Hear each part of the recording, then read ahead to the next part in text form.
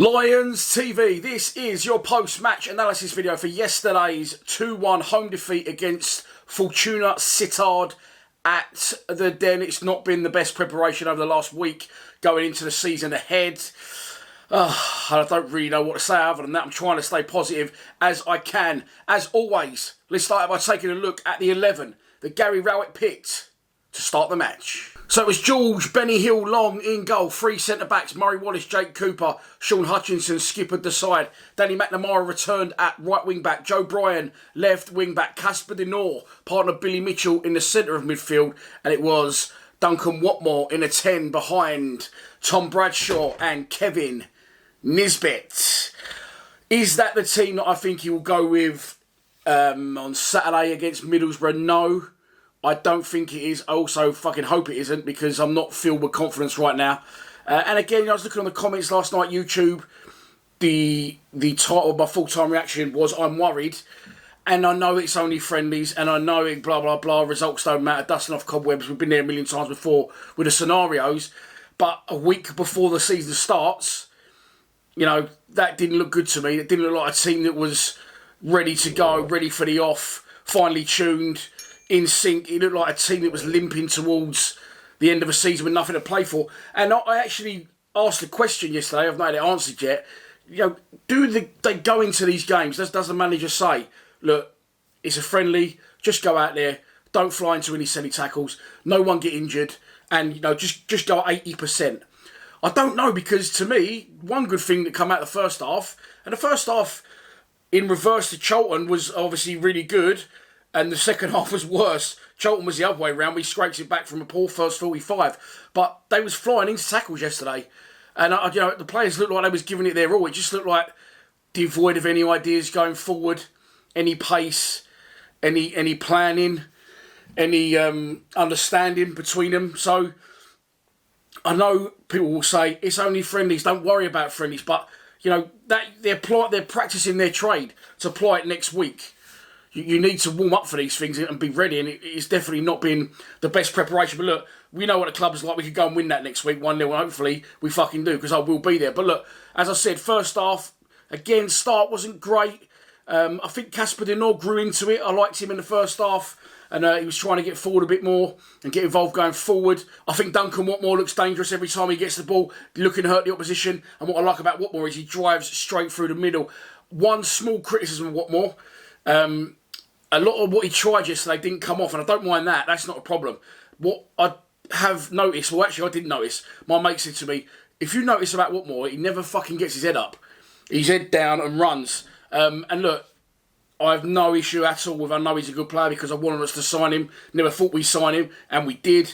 And the back end of the last season, he really come into his own and showed us what he was all about. So maybe, you know, when the games start properly again, going back to the old, it's only a friendly, he will get those final balls right. But a lot of what he tried yesterday, his final ball went there, he fell over, he picked the wrong pass, etc. And then I think it is because he's got his head down. If he can just get his head up a bit, he'd be even more of a great player. But look, it has flipped on his head massively for us now, and I'll get into that later in the second half. But we've got players now that can hurt oppositions. Ida Murmaku off the bench looked great. I'll get onto that in a bit as well. But him along with Watmore and Nisbet and Bradshaw, they look like sort of our best players at the minute. So, you know, we have got the tools to hurt oppositions. It's at the other end of the pitch. As I said, a bit of a slow start to the game. Danny Mac epitomised what we love about him. Defensively, flew into a brilliant 50-50, stuck their player up in the air. A lot of their players were rolling around for a while yesterday, weren't they, trying to kill time and win the game. Maybe they thought there was something more on it than just bragging rights. But look, yeah, Danny Mac flying into tackles. I said the tackles were flying in. Casper De Noor stuck one of their players up in the air at one point. So it wasn't as if the players, to me, looked like they was holding back. Looked to me like they was going fucking all in. And I was trying to get the result and trying to get things ticking. And eventually, slowly but surely we did. Tom Bradshaw starts to move off for his goal. Unlike him, brilliant crossfield diagonal to Danny Mac. Danny Mac plays a 1-2 with someone, continues his run, gets to the byline, cuts it back. If you watch Kevin Nisbet, he actually makes a really good run. He makes a dummy run because he runs in, two defenders go with him. Bradshaw pulls out, and it's a really good finish. It's similar to the goal he scored at Blackpool, isn't it? A sweeping finish into the side net. Not an easy finish at all. And Danny Mac gets his assist. After that, we did continue to knock on a door, and there was a little 10-15 minute spell, including the part when Joe Bryan turns him over, knocks it into Nisbet to Bradshaw to the North, and the North strike may not have actually been as close as it looked to all of us sitting in the kitchen and saying, but I don't mind that. Little 3-4 man moves, they look like they're clicking, they look like they're pulling off, what they've been practicing in training, and that's what you want. If I don't care about losing the game. That's not the result. Isn't the issue. It's the manner of the defeat and the fact that we just looked miles off it. We didn't look like a team that had been in pre-season, been to Spain, had 4 friendlies, supposedly close knit, gelled side. And we just looked miles away from that team full of individuals. In the first half at Cholton, and that sort of come back to haunt us again and grew into us in the second half as well. Other chances, I think a long ball into the box. Their goalkeeper, I liked him, by the way, wouldn't mind him. He made a little rare slip. I think Cooper gets underneath him, heads it back across, couple of close goal-mouth attempts. I think Tom Bradshaw hits one off him as well. Gets put through one-on-one by Nisbet, and his shot's blocked by their goalkeeper. And it looked, for all my money at the time, I was thinking, well, we're going to win this sort of 2-3-0 comfortably second half. They had nothing in the first half at all, really, Sittard. They had that busy little 10 who was bouncing about, and I assume he probably was Zian Fleming's replacement. But they get a corner, comes in, a header unchallenged again. We're letting in a lot of unchallenged, or letting teams have a lot of attempts on us with unchallenged headers in the box, I've noticed lately now as well. Kevin Nisbet, we've got him for his goals, but at this point, he's at the right end of things, clears it off the line. But we was sort of breezing into half-time comfortable, and I expected nothing other than us to go on and push on in the second half after a reasonably good sort of 7 out of 10, 6 out of 10 first 45 in my opinion. But they get a goal right on half-time, and it's a really, really good goal. It's a 1-2, was right behind it, of course, in the Kitchener, and he kills it into the top corner. George Long, absolutely no chance. Of course, I will get on to our old mate, Jordan Long Archer, in the second half commentary. But look, 1-1 half time, no problems at all. Second half we come out, no changes made, no problems with that. And an early chance for us. Long punts one downfield. That's one of his good aspects, is his ridiculously long kicks. Bounces. Bradshaw tries to bring it down, I think.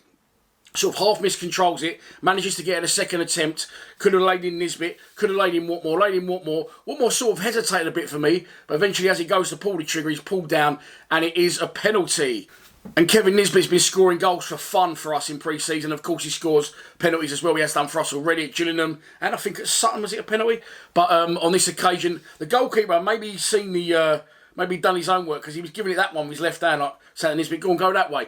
Nisbet falls for the keeper's antic, shall we say, goes the other side. It's a good height for the keeper, but it's a powerful hit penalty. It's a good penalty. Gets his hand to, actually goes over the bar. So that goes down as a good save for the keeper. And after that, we sort of started fizzing out. Gary Rowett makes the subs on an hour. 3 or 4 subs, I think. Fleming came on first, of course. Big talking point that Fleming didn't start the game. Gary Rowett has come out now and said, I think in an article at News at 10 this morning, that the reason he didn't start Fleming was because Duncan Watmore hadn't had any minutes against Cholton. But look, it's good at the minute that we have these options in areas, and lots of options and good options in forward areas as well. I named earlier Emaku, Bradshaw, Watmore, Nisbet, and I wasn't even taking in consideration, obviously, Essa that can come on and play high, Fleming that can come on and play high, Andreas, no, I'm joking, not Andreas Volksammer.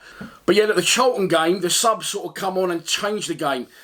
It didn't happen on this occasion, and it just really went from bad to worse. They get their own penalty, and that is a result of us covering it yesterday in my full-time reaction.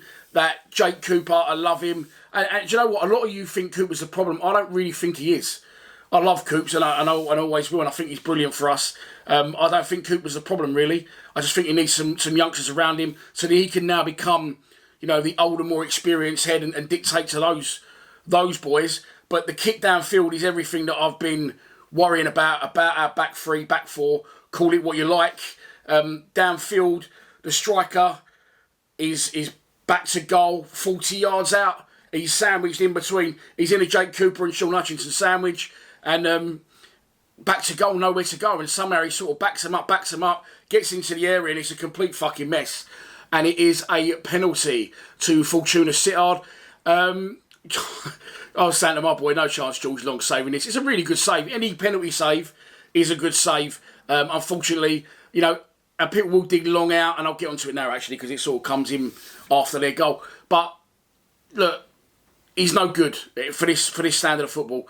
I've covered it a million times. I'm not going to keep going into it. He's not actually standard of football, in my opinion.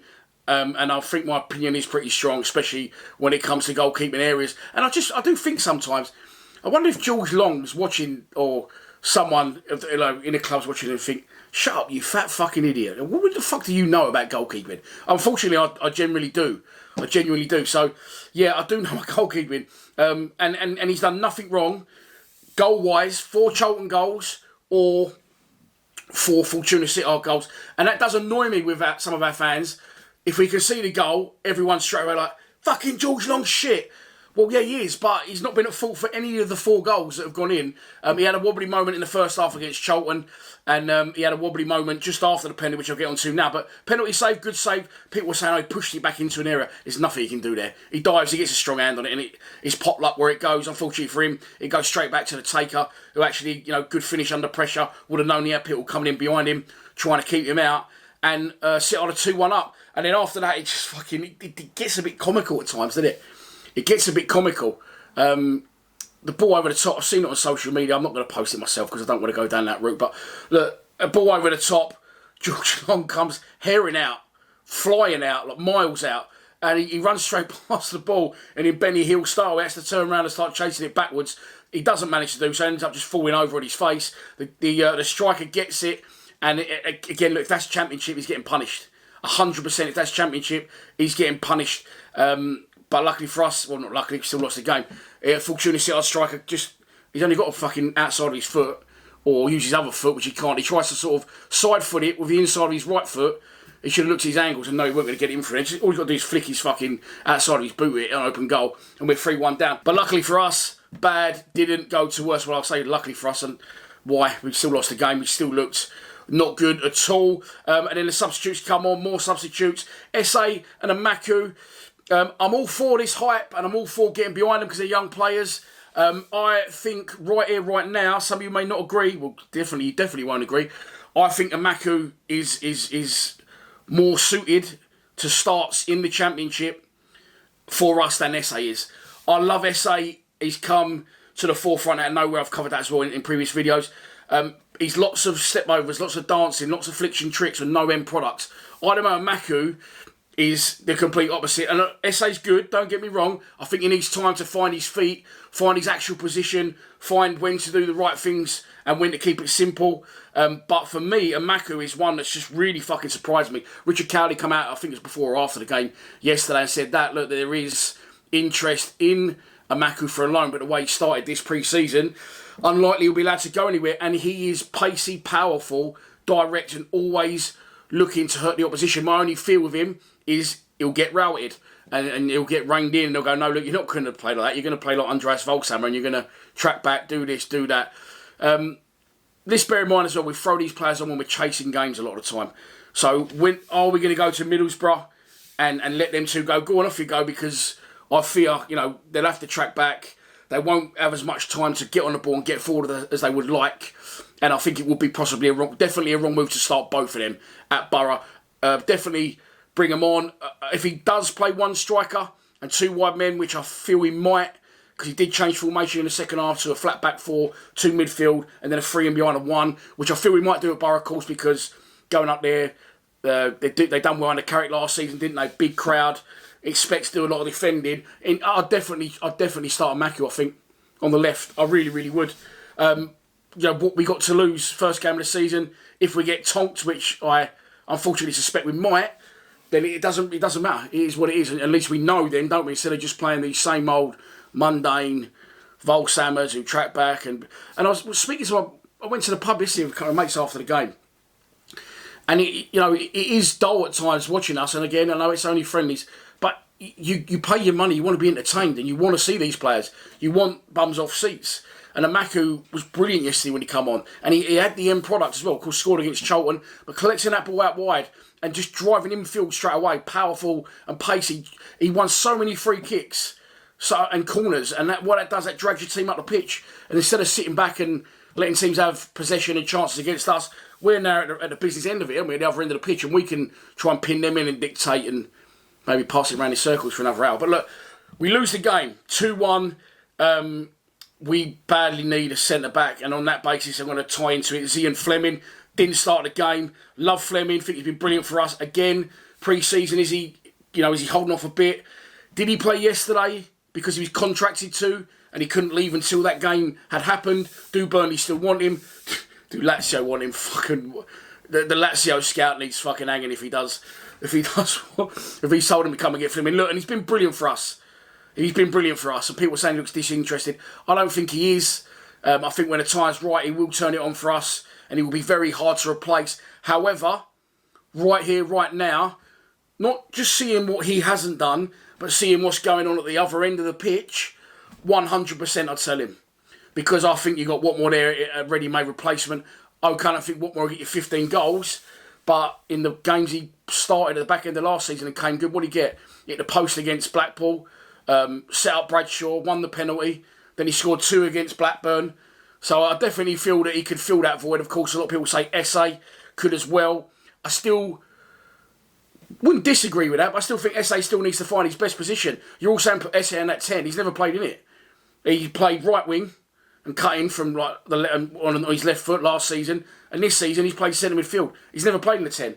So SA, look, what more for now, and SA growing into it. That suits me. The reason I'd sell Fleming is I would take 10 million for Fleming, and I'll put 5 million in the bank, and the other 5 million I would go out and buy a very good centre-back. A very good centre-back. I've thrown names out there before. Neither of those players are probably available. But honestly, right here, right now, I'll go and try and buy Charlie Creswell for 5 million, and that's a massive U-turn for me. I know. But he was as bad as he was in the first half of the season. He was equally as brilliant in the second half of the season. He's only going to get better. So, yeah, we need it. We need a centre-back.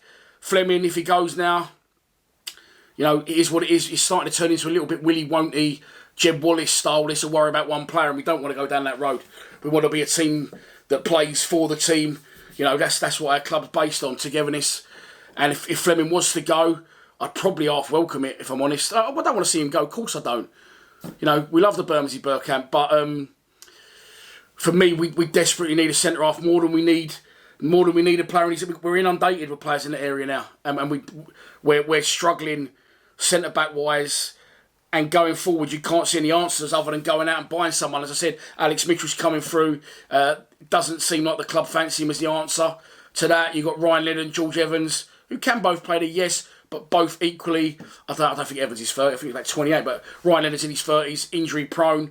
Hutchinson, love him, and it pains me to say it, but he's now stepping into, along with Murray Wallace, and I don't hold Murray Wallace in as high regard as I do Sean Hutchinson, moving into the David Ford, Tony Craig, Steve Morrison, who else has been others, you know, sort of slipping past it slightly, and it's Alex Pearce, and it's a shame to see, but unfortunately it's what it is. That's why you'll never see me well, I don't really shout at players anyway. Some people just love to hammer, don't they? But you'll never see me go, for fuck's sake, Hutchinson, or Hutchinson's done that, like in anger, because for what he's done for the club as a captain and as a player, like, I'll always respect him for that. So it is sad to see. It's like fucking, you know, it's like an aging dog, and you know, the clock is ticking, unfortunately. But he's been brilliant for us, but we need fresh blood, and the only way we're going to get that fresh blood, nothing coming through the youth ranks of any note in the centre-back positions, no offence, boys.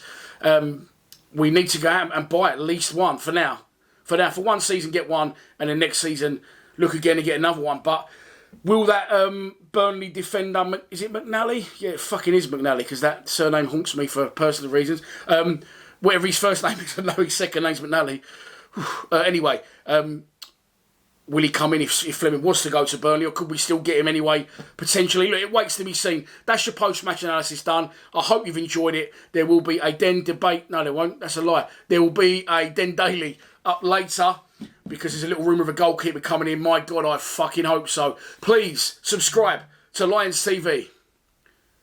Come on, you Lions.